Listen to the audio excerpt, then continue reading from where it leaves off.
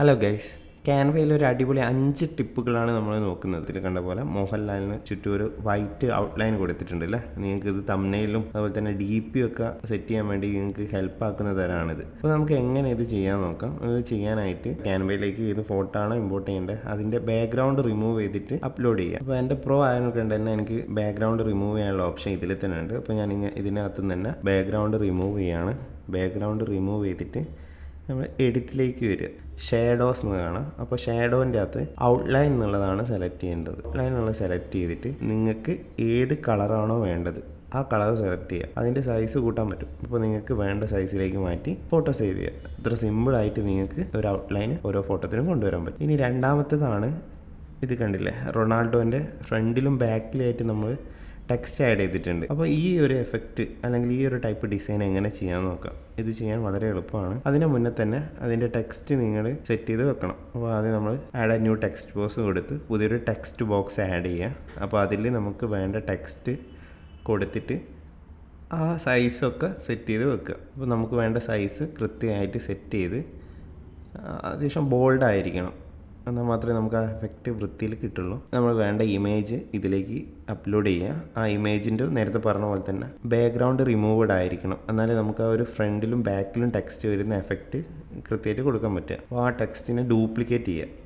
നമ്മൾ കൊടുത്ത ടെക്സ്റ്റിനെ ഡ്യൂപ്ലിക്കേറ്റ് ചെയ്തിട്ട് അതിലൊരു ടെക്സ്റ്റ് നമ്മുടെ ഫോട്ടോൻ്റെ ബാക്കിലും ഒരു ടെക്സ്റ്റ് ഫോട്ടോൻ്റെ ഫ്രണ്ടിലായിട്ട് ആഡ് ചെയ്യുക. ഫ്രണ്ടിലെ ടെക്സ്റ്റിന് നമ്മൾ എന്ത് ചെയ്യുന്നു, ഈ നാലാമത്തെ എഫക്റ്റ് കൊടുത്ത് ഒന്ന് അറേഞ്ച് ചെയ്ത് വെച്ചിട്ടുണ്ടെങ്കിൽ നിങ്ങൾക്ക് ഇതേപോലെ എഫക്റ്റ് നിങ്ങളുടെ ഫോട്ടോയിൽ കൊണ്ടുവരാൻ പറ്റും.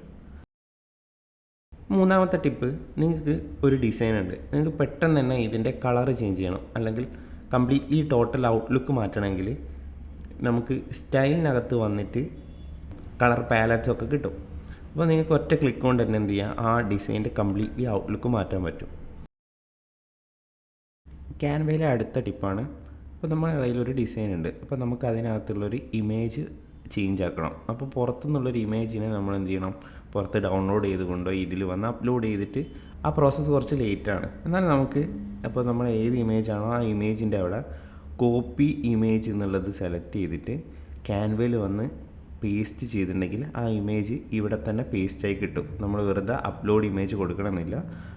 നമ്മൾ ആ ഡിസൈനിൻ്റെ മേലെ പോയിട്ട് കോപ്പി ഇമേജ് കൊടുത്ത് ഇതിനകത്ത് പേസ്റ്റ് ചെയ്തിട്ടുണ്ടെങ്കിൽ നമുക്ക് ഈ ഇമേജ് ഇതിനകത്ത് പേസ്റ്റായി കിട്ടും. അപ്പോൾ വളരെ എളുപ്പത്തിൽ നമുക്ക് എന്ത് ചെയ്യാം, പുറത്തുനിന്നൊരു ഇമേജിനെ ഇതിനകത്തേക്ക് പേസ്റ്റ് ചെയ്യാൻ പറ്റും. കോപ്പി പേസ്റ്റ് മെത്തേഡ്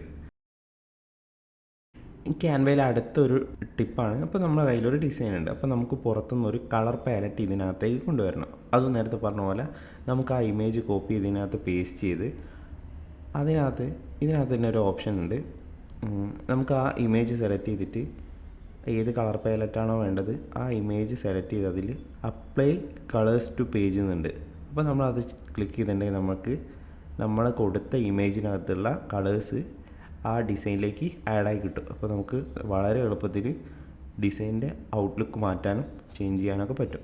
എൻ്റെ ഈ 5 ടിപ്പുകൾ നിങ്ങൾക്ക് ഹെൽപ്ഫുള്ളായെന്ന് കരുതുന്നു. ഇതുപോലെയുള്ള അറിവുകൾക്ക് വേണ്ടിയിട്ട് ചാനൽ സബ്സ്ക്രൈബ് ചെയ്ത് വെക്കാൻ മറക്കരുത്. താങ്ക്